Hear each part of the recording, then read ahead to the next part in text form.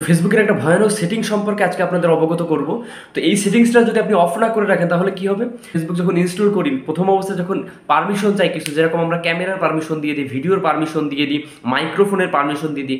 এর মানে কি আমি নিজে থেকেই পারমিশন দিচ্ছি ফেসবুক কর্তৃপক্ষকে যে তারা চাইলে, যদি তারা চায়, আসলে চায় না, তারা তথ্য গোপন রাখে, কিন্তু তারা যদি মনে করে আপনার অ্যান্ড্রয়েড মোবাইলে যে কোনো ভিডিও কিন্তু তারা কালেক্ট করতে পারে, যে কোনো অডিও কিন্তু যদি থাকে তারা সেটা কিন্তু নিতে পারে, দেখতে পারে। অনেক সময় দেখবেন ফেসবুকে স্ক্রল করলে আপনার ভিডিওগুলো, গ্যালারি থাকে ভিডিওগুলো কিন্তু অটোমেটিক শো করতেছে যে ইউর স্টোরিতে দিন বা রিলসে অ্যাড করুন, অটোমেটিক তারা শো করতে, কারণ কি আপনি ওই পারমিশনগুলো দিয়ে রেখেছেন। তো আপনি ঝামেলায় পড়তে পারেন ফিউচারে যদি কোনো ধরনের এরকম সমস্যা হয়। তো আমি দেখে দিচ্ছি কীভাবে এই ধরনের পারমিশন অফ করবেন। তো আমার এটিকে ফলো দিয়ে রাখুন এরকম আরও ইম্পর্টেন্ট ভিডিও পেতে। তো দেখাচ্ছি, চলুন। ফেসবুক ওপেন করার পরে ডাইন সাইডে এই যে থ্রি বার মেনু থেকে আপনি এই যে সেটিংস আইকন আছে, সেটিংস আইকনে ক্লিক করবেন।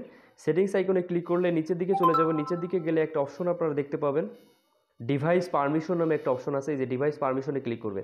এখান থেকে দেখুন অসংখ্য অপশন কিন্তু আপনি আছে ডিভাইস পারমিশন, আপনি কী কী পারমিশন দিচ্ছেন। এখানে যদি আপনাদের পারমিশন দেওয়া থাকে তো এটা জাস্ট আপনারা অফ করবেন কীভাবে, যে ফটোস অ্যান্ড ভিডিওস এখানে ক্লিক করবেন। ক্লিক করলে এখানে দেখুন আপডেট সেটিংস আছে, আপডেট সেটিংয়ে ক্লিক করবেন। ক্লিক করার পরে যে ওপেন আপডেটস ডিভাইস সেটিং, এখানে আপনারা জাস্ট ক্লিক করে দিবেন। ক্লিক করলে আপনার ফেসবুক অ্যাপসটা ওপেন হবে। এখান থেকে পারমিশনে আপনারা ক্লিক করবেন। পারমিশনে ক্লিক করলে দেখুন কী কী অপশনগুলো এখানে ছিল। এখানে আপনারা কী করবেন, এই যে ক্যামেরা, জাস্ট ক্লিক করে আস্ক এভরি টাইম করে দিবেন। এটা অলওয়েজ করে রাখবেন না। লোকেশনটাও আপনি আস্ক এভরি টাইম, যখন প্রয়োজন হবে ঠিক তখনই আপনার ব্যবহার করবেন।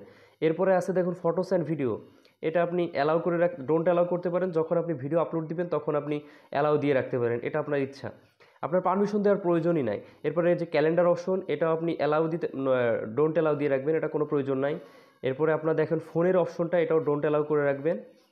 এরপরে নোটিফিকেশন আপনি চাইলে অন রাখতে পারেন, এটাই কোনো সমস্যা নাই। এরপরে আপনার হচ্ছে যে কন্ট্যাক্ট নাম্বার, এটাও ডোন্ট অ্যালাউ করে রাখবেন।